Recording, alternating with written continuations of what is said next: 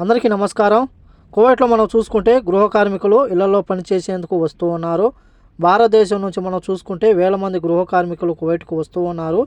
ఈ నేపథ్యంలోనే మనం చూసుకుంటే చాలామంది వారు పనిచేసే చోట పని సరిగ్గా లేకపోవడంతో, యాజమాని హింస పెట్టడంతో, జీతాలు లేకపోవడంతో, తిండి సరిగ్గా లేకపోవడంతో, పని ఎక్కువగా ఉండడంతో, లేకపోతే వ్యక్తిగత కారణాల వలన చాలామంది పనిచేసే ఉన్న చోట నుంచి పారిపోతూ ఉన్నారు. ఇలా ఇళ్లలోంచి పారిపోతూ ఉన్న ఎవరైతే గృహ కార్మికులు ఉన్నారో వారిపైన కొంతమంది యాజమానులు మనం చూసుకుంటే ఉద్దేశపూర్వకంగా దొంగతనం కేసులు నమోదు చేస్తూ ఉన్నారు. ఒక విషయం అయితే మీకు చెప్తాను. సౌదీలో మనం చూసుకుంటే కొమరయ్య, తెలంగాణ రాష్ట్రం సిద్దిపేట జిల్లాకు చెందిన కొమరయ్య గారు 20 సంవత్సరాలుగా సౌదీలో ఇంట్లో డ్రైవర్గా పనిచేస్తూ ఉన్నాడు. ఆయన పనిచేస్తూ ఉన్నప్పుడు ఇటీవల మనం చూసుకుంటే యాజమానితో అతనికి కొంచెం గొడవ పడింది. ఆ తర్వాత కుమరయ్య గారు అక్కడి నుంచి పారిపోయారు. పారిపోయిన తర్వాత అతని యొక్క ఆరోగ్యం దెబ్బతిని పోలీసులు తనిఖీలు చేస్తూ ఉన్నప్పుడు ఆయన పట్టుపడడం జరిగింది. దీంతో పోలీసులు విచారణ పూర్తి అయిన తర్వాత ఆయన్ను జైలుకు తరలించారు. జైలులో ఉండగా ఆయన యొక్క ఆరోగ్యం దెబ్బతినడంతో మరణించడం జరిగింది.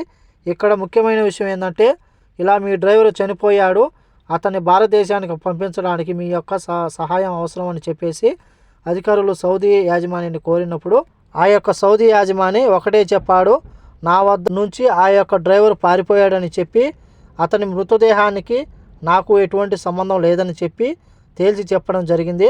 నిజంగా ఇది మానవత్వం లేని యాజమాని అయితే చెప్పుకోవచ్చు. ఇటువంటి వారు గల్ఫ్ దేశాలలో చాలామంది ఉన్నారు.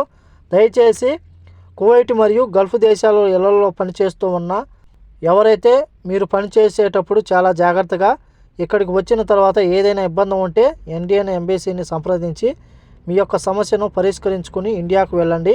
దయచేసి ఇళ్లలోంచి పారిపోవద్దని చెప్పేసి ప్రతి ఒక్కరిని కోరుకుంటూ ఉన్నాను.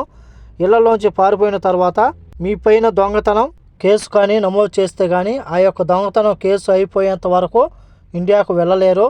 అలాగే కువైట్ యాజమానులు ముఖ్యంగా ఇందుకు దొంగతనం కేసులు నమోదు చేస్తూ ఉన్నారంటూ ఏ యొక్క యాజమాని అయినా సరే పోలీసుల దగ్గరికి వెళ్ళి నేను జీతం ఇవ్వలేదు, అన్నం పెట్టలేదు, కొడుతున్నా తిడుతున్నా వారిని సరిగ్గా చూసుకోలేదు, అందుకే పారిపోయాడని మాత్రం చెప్పడు. కారణం, నా ఇంట్లో ఉన్నాడు, నేను బాగా చూసుకున్నాను, కానీ డబ్బు మీద ఆశ కలిగి, బంగారం మీద ఆశ కలిగి, అలాగే బయట ఉన్న వాళ్ళు చెడగొట్టారు అతన్ని అని చెప్పేసి నా ఇంట్లో ఉన్న బంగారం డబ్బును తీసుకుని పారిపోయాడని చెప్పి కేసులు పెడుతూ ఉన్నారు. అందుకని ఈ విషయాన్ని ఆలోచిస్తారని కోరుకుంటూ ఈ వీడియో నచ్చితే లైక్ చేయండి, షేర్ చేయండి, సబ్స్క్రైబ్ చేసుకోండి. నెక్స్ట్ వీడియోలో మళ్ళీ కలుద్దాం. జై హింద్.